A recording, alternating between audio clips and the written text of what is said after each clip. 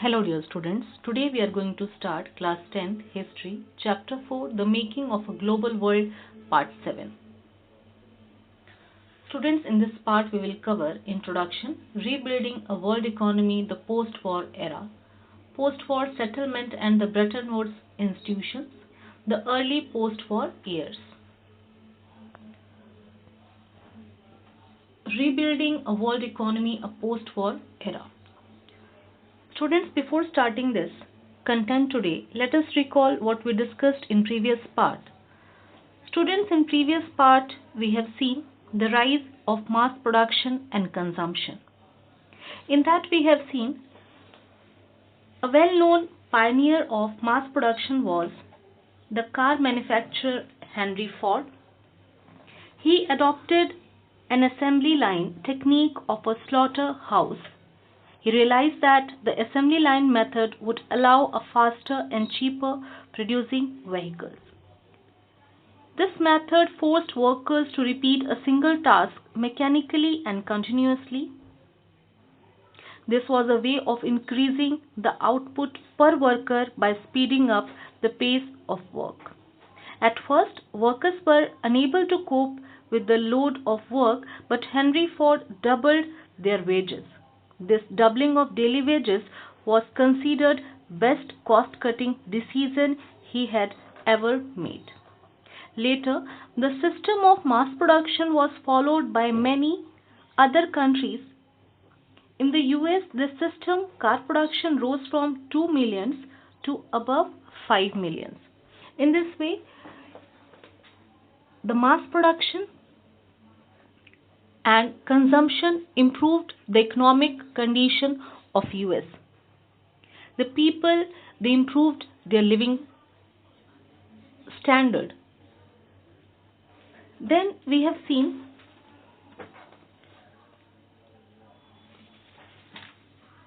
after that the depression came.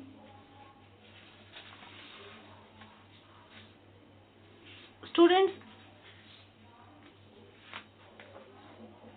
all this however proved good to last. By 1929 the world would be plunged into a depression such as it had never experienced before. Students, we have discussed the causes of the Great Depression. The post-war global economy was weak during that time. The problem began with agricultural overproduction, which got worse by the falling of food grain prices. Due to the fall in prices, the agricultural incomes declined. Farmers began expanding their production and bringing even more produce to the markets to maintain their annual incomes. This worsened the glut in the market, pushing down prices even further. Most of the countries took loan from US, but Americans overseas lenders were wary about the same. As they decreased the amount of loans, the countries which were economically dependent on the US loans faced an acute crisis. In Europe, it led to the failure of some major banks and the currencies collapsed. The USA import duties were doubled in order to protect its economy.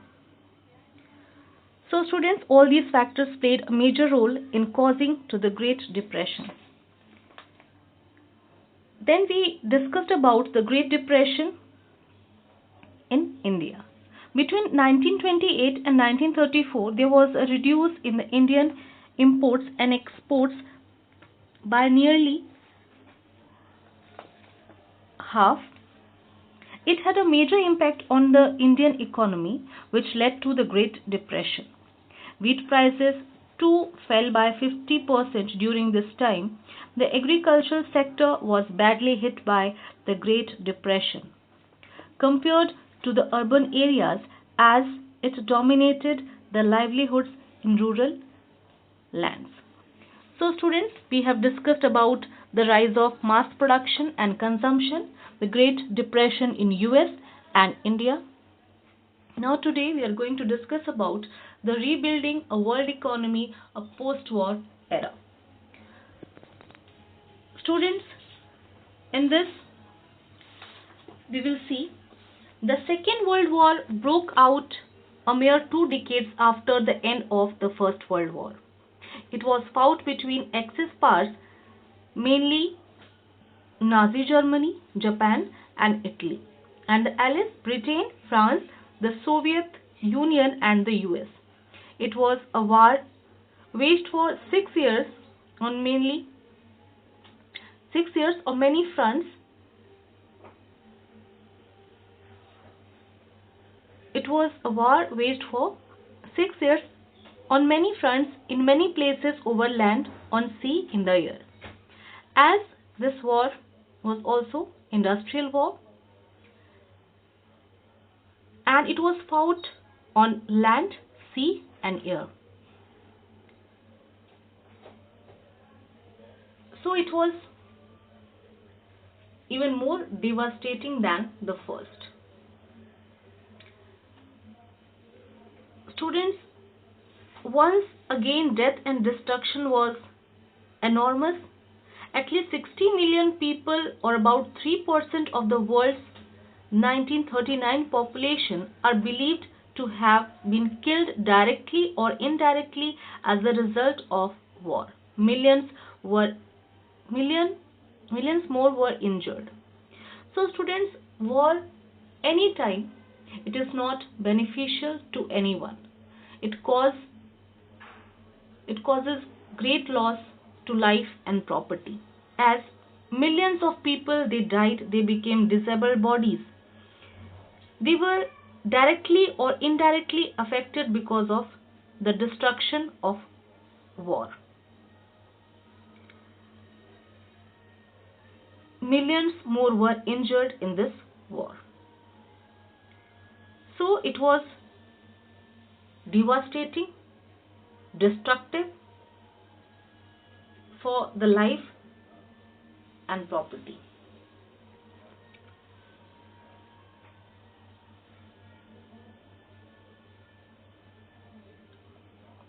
Unlike in earlier wars, most of these deaths took place outside the battlefields. Many more civilians than soldiers died from war related causes. Students, it was not only soldiers they died in the battlefield, the people those were outside from the battlefield, they also died because of the war. Because indirectly they were killed. Because of bombardment, because of unemployment, because of injuries, because of loss of livelihood, the people were dying indirectly because of the war. Even they were outside from the battlefield. Many more civilians than soldiers died from war related causes. Vast parts of Europe and Asia were devastated, and several cities were destroyed by aerial bombardment or relentless artillery attacks. The war caused an immense amount of economic devastation and social disruption. Reconstruction promised to be long and difficult.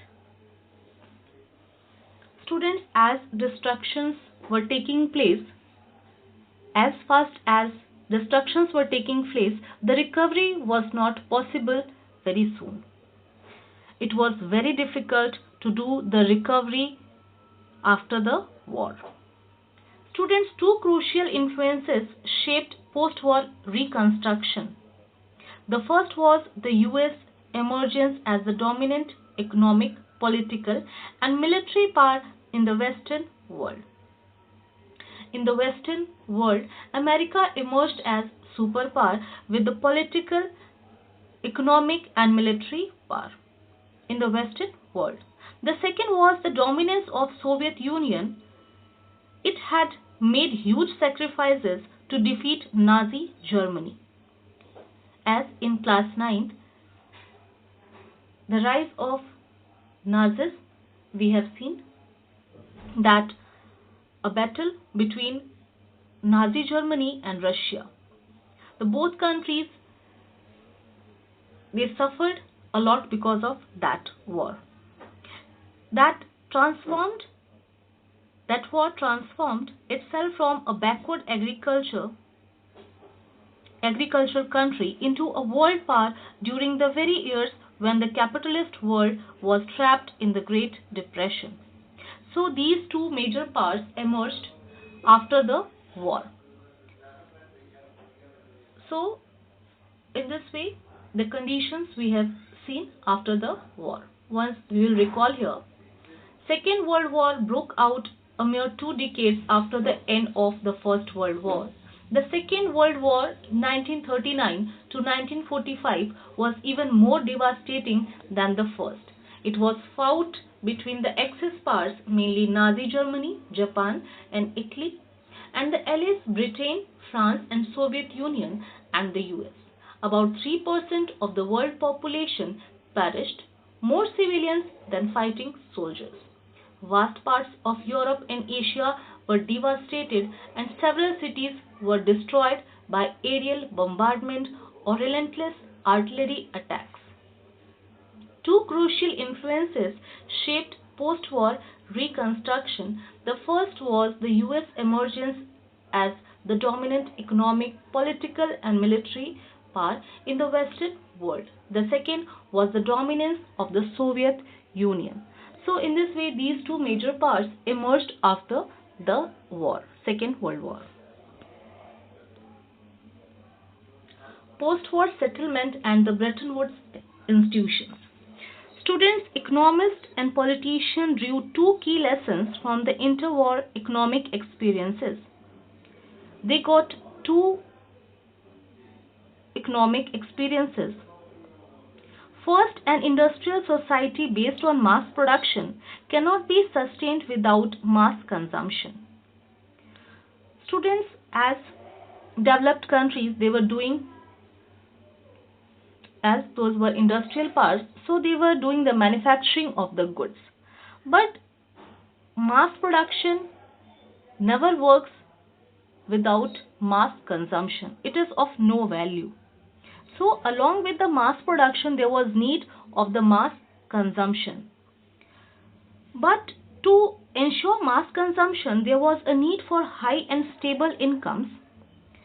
Incomes could not be stable if employment was unstable. So there was need to increase the income of the people. Because without good income, people were not able to consume the products. So for the income, there was need to provide employment to the people so that the people, they can get income and they can consume the products. Thus, stable income also required steady full employment. So students, the Second World War was different than earlier wars. There were more civilian casualties in the war, and many important cities were devastated beyond recognition.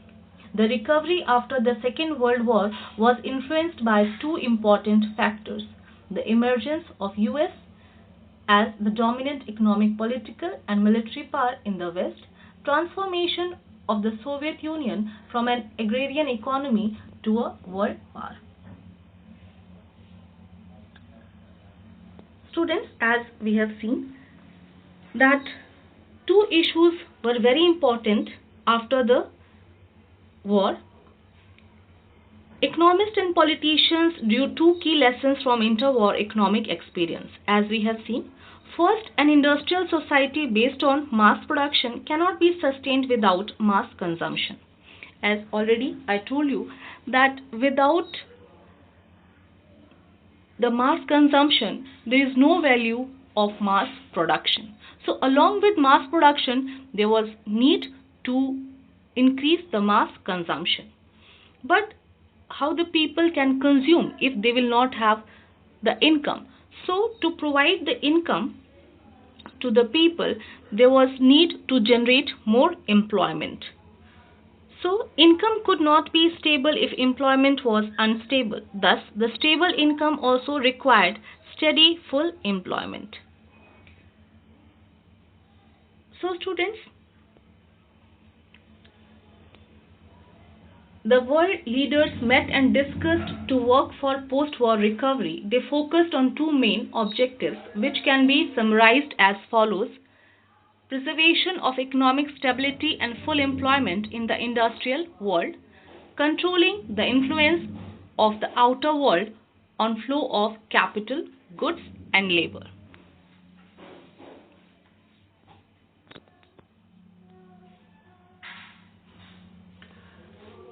Students, as the major parts, they discussed over this issue, but the markets alone could not guarantee full employment. Therefore, governments would have to step in to minimize. Students, as we were talking about the employment, as mass consumption is needed along with mass production.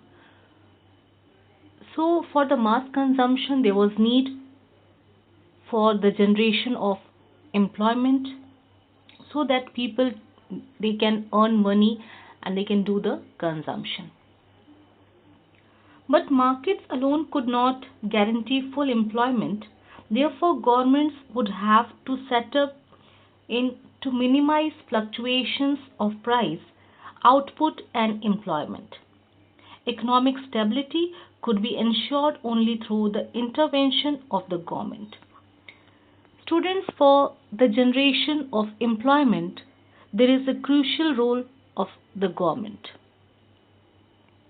They can maintain the economic stability, they can control the fluctuation of price, output and employment. So, the government should play a vital role in the generation of employment.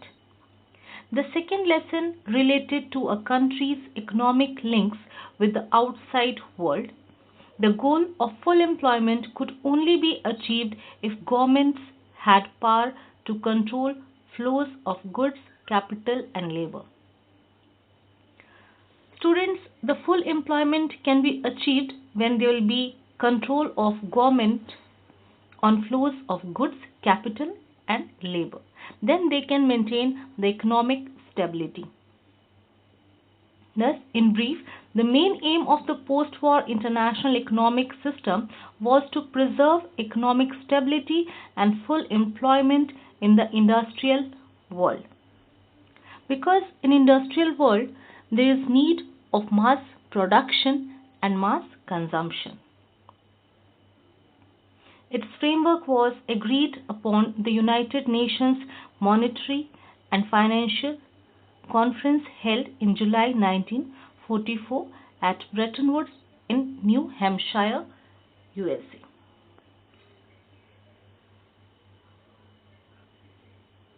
Students, the Bretton Woods Conference established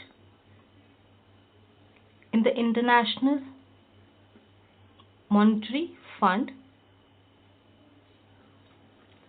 to deal with external inputs and defects of its member nations.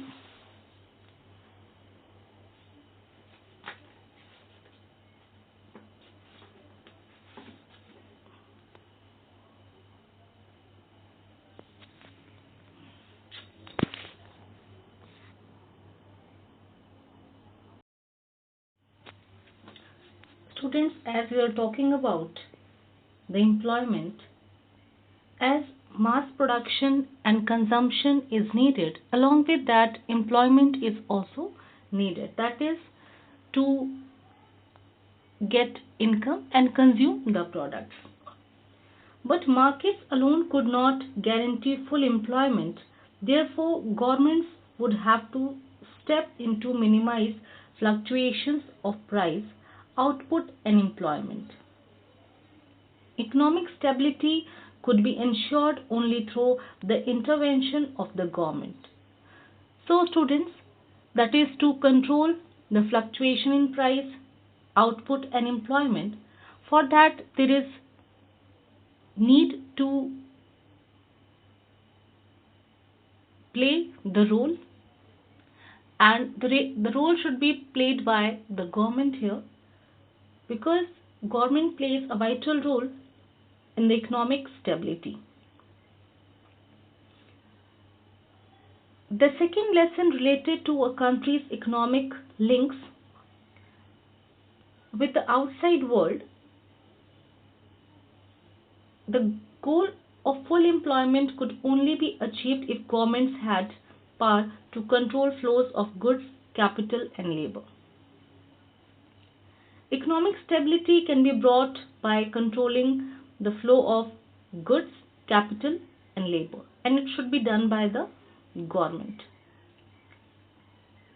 Thus, in brief, the main aim of the post-war international economic system was to preserve economic stability and full employment in the industrial world. Its framework was agreed upon the United Nations Monetary and Financial Conference held in July 1944 at Bretton Woods in New Hampshire, USA. Students, main European powers,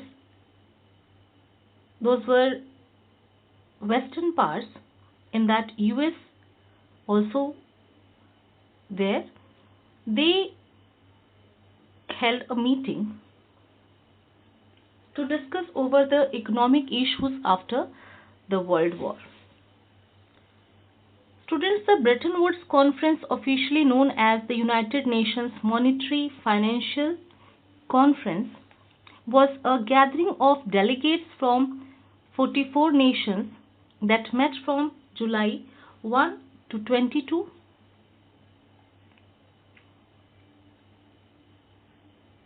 from July 1st to 22 in 1944 in Bretton Woods.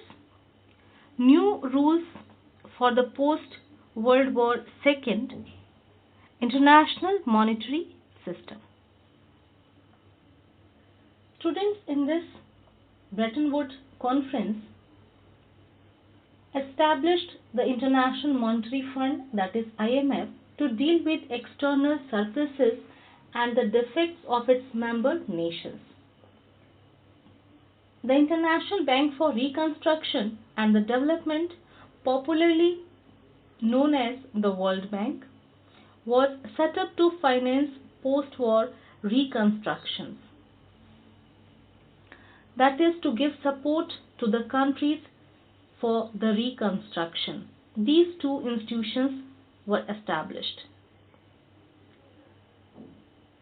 The IMF and the World Bank are referred to as the Bretton Woods institutions, or sometimes the Bretton Woods twins. As these institutions were established in this Bretton Woods settlement, they are known as Bretton Woods twins. The post-war international economic system is also often described as the Bretton Woods system. Students, the IMF and the World Bank commenced financial operations in 1947. They started working. Decision making in these institutions is controlled by Western industrial powers. The US has an effective right of veto power over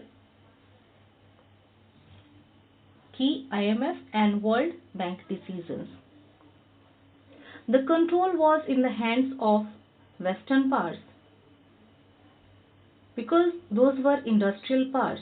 Their economy was strong. The US has an effective right of veto over the key IMF and the World Bank decisions. Students, the international monetary system is the system linking national currencies and monetary system.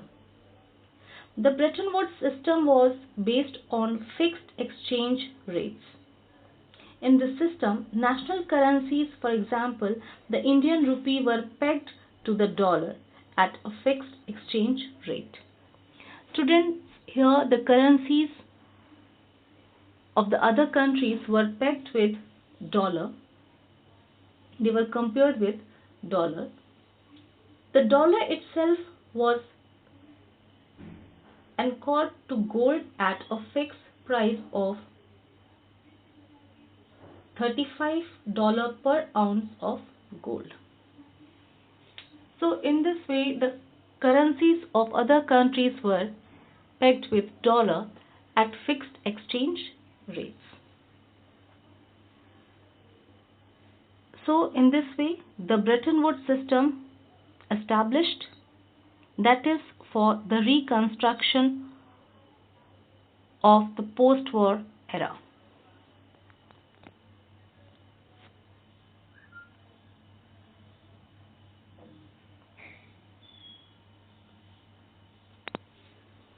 The early post-war years.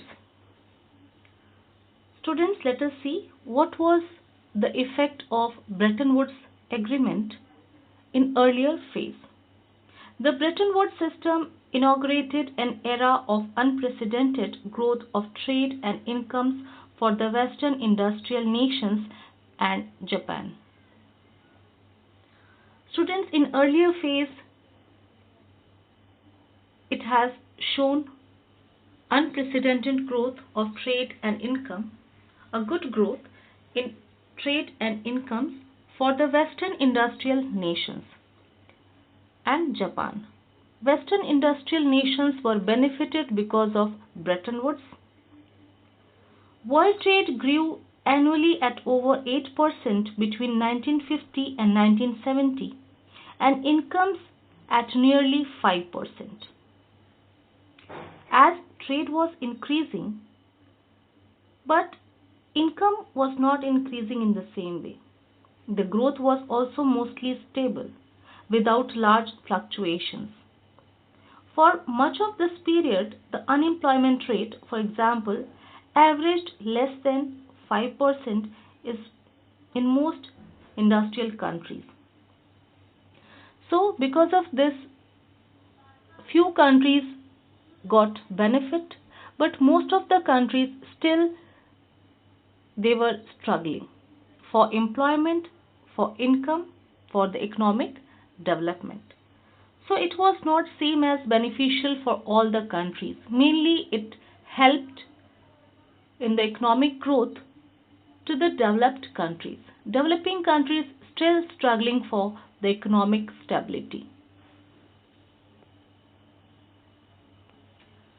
So students, today we have discussed over these issues. Let us once recall. The Bretton Woods system started an era of unprecedented economic growth in the Western industrial nations and in Japan.